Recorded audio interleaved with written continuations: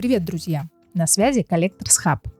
Как и многие из вас, мы любим провести часок-другой за видеоиграми. А может и не часок. Как пойдет. С удовольствием смотрим новые фильмы и сериалы, а иногда ныряем с теплотой в старые культовые вселенные. Уже несколько лет мы не просто следим за этими мирами. Мы воссоздаем их героев в виде детализированных коллекционных фигурок. Прорабатываем каждую деталь, от первых этапов 3D-печати до финального слоя краски. Работа над каждой фигуркой – это десятки шагов. И сегодня вы увидите, как этот путь проходит у нас. От заготовки до финальной сборки. Коллекционные фигурки проходят длинный путь, прежде чем занять свое место на полке. Мы работаем с ними каждый день. Печатаем, шлифуем, подготавливаем к покраске, прорабатываем текстуры. Сегодня покажем вам весь этот процесс на примере премиальной фигурки Дарта Вейдера высотой 35 см. 3D-печать, обработка, покраска, сборка – все как есть, без сложных разборов. Просто наблюдайте, как рождается коллекционная фигурка. И помните, коллекционируйте не вещи, а историю. Даже если эта история на темной стороне силы. Переходим к подготовке модели. Высота персонажа около 35 см в высоту, поэтому печатать будем в несколько заходов. Сначала разбиваем модель на части, чтобы каждая спокойно помещалась на платформу и напечаталась без сюрпризов. Первая сложность – плащ. Целиком он не помещается, поэтому будем печатать его в 2 захода, по частям, а потом аккуратно стыковать. Остальные детали встают на платформу без проблем.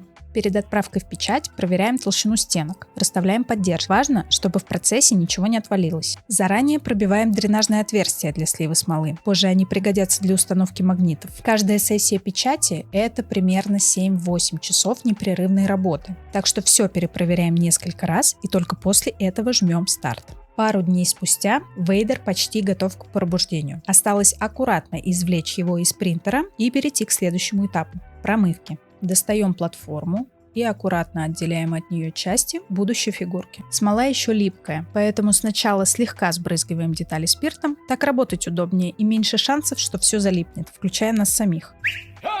Уже на этом этапе, пока детали еще мягкие, начинаем снимать поддержки. Так они отходят гораздо легче.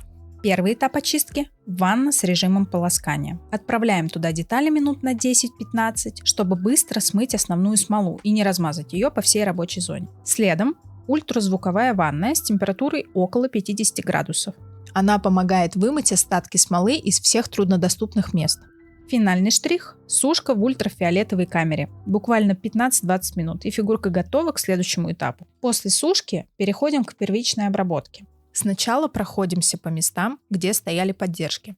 Убираем заусенцы, неровности, следы креплений. Наша задача – добиться максимально гладкой поверхности по всей модели. Этот этап довольно долгий и трудоемкий, но благодаря магии монтажа перемещаемся на пару рабочих дней вперед и переходим к следующему шагу – грунтовки. Перед покраской важно нанести грунт. Он выравнивает поверхность, убирает мелкие следы шлифовки и дает краске хорошее сцепление. Без него финальный слой просто не ляжет как надо. Теперь наш персонаж полностью готов к нанесению цвета. Поверхность зашлифована и загрунтована. Так что самое время оживить нашего Вейдера. За кадром мы уже нанесли базовый черный цвет аэрографом. Теперь переходим к детализации кистью. Начинаем с панели управления на груди. Первым делом добавляем хромированные элементы, чтобы создать нужный металлический эффект. Затем белая подложка под кнопки, чтобы красный и зеленый легли насыщенно и не терялись на темном фоне.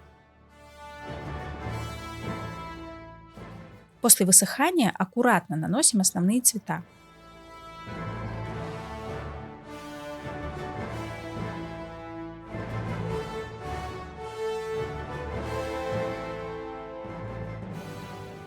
Завершающий штрих – легкая проработка сухой кистью. Она добавит теней, подчеркнет рельеф и сделает элементы объемнее. Теперь панель смотрится гораздо выразительнее, а костюм начинает приобретать узнаваемый вид. Переходим к следующему этапу – детализация нижней части костюма. Начинаем с проработки складок и рельеф. С помощью сухой кисти это сразу добавляет глубины, подчеркивает текстуру ткани и делает материал более живым.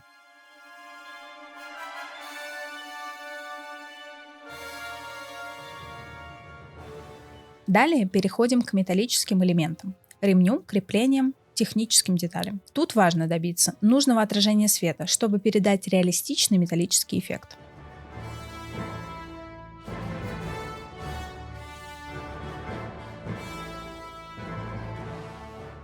Следующий шаг – кнопки и индикаторы. Как и на панели груди, сначала наносим белую подложку, чтобы яркие цвета смотрелись насыщенно и не терялись на темном фоне. После высыхания аккуратно закрашиваем их основными цветами.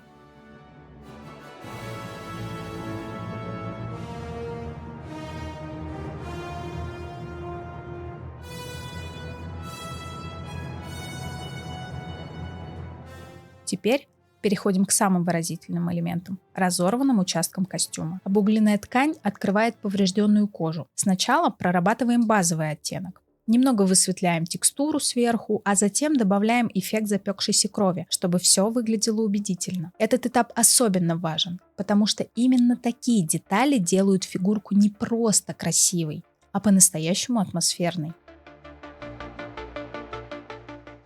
Ну а теперь пришло время самой жуткой, но в то же время важной части этой фигурки – голове. Вейдер здесь не просто в своем культовом шлеме, а в сильно пострадавшей версии, где открывается его лицо.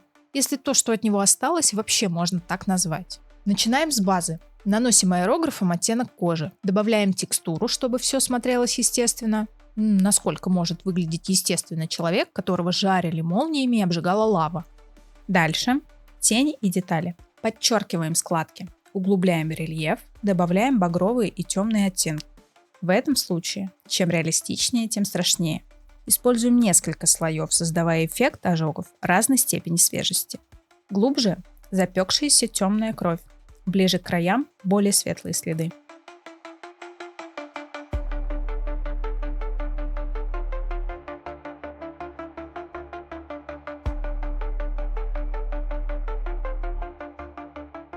Теперь глаза.